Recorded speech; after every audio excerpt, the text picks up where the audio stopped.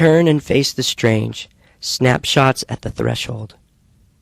In science class, students are taught that hard physical matter is made up of rapidly moving, combining and bonding particles at an atomic level. We're taught about the expanding universe, carbon dating, the ozone layer, entropy, and that the nature of our reality is change. Blah, blah, blah. It's all boring terms to memorize for tests and fodder for trippy rock lyrics until we grow up and revisit the neglected photo albums our elders have kept for us.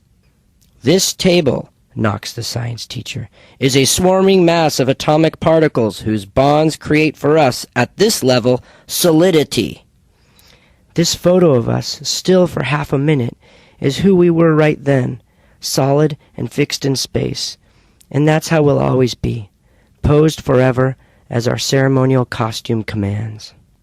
Most of these images are preceded and followed by considerable movement, laughter, fussing, primping, and more laughing.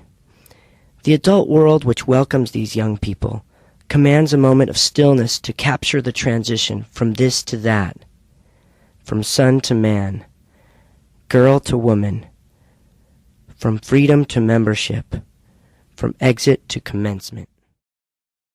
Back when mothers made the dresses and the palm trees barely reached above the homes, we had to stand very still for the camera.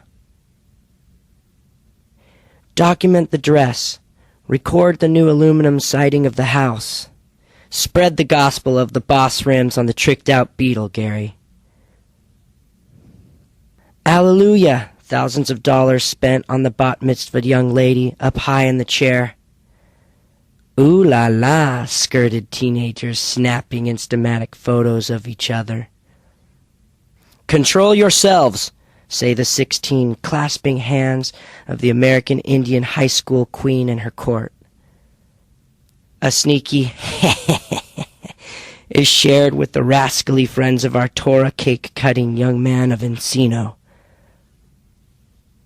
Here I am, say some of the solo portraits of debuting young women, while others clearly say, there she is.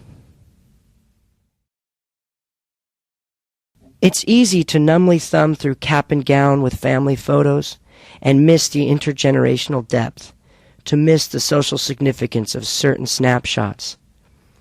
In the photograph of Paul Mayakawa and his family, we see Issei and Nisei posing together in a moment which springs from suffering and reaches towards promise. It's 1948, and we assume that not only has the family just recently returned from an internment camp, but that someone, most likely the father, is also a veteran of World War II. 24 years later, it is 1972.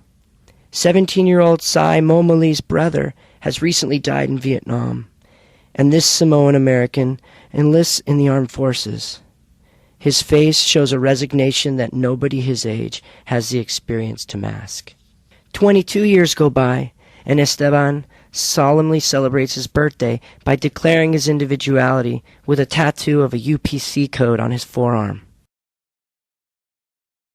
In these photos from the Shades of LA collection, we get brief static glimpses at people in motion towards a promise for more solidity.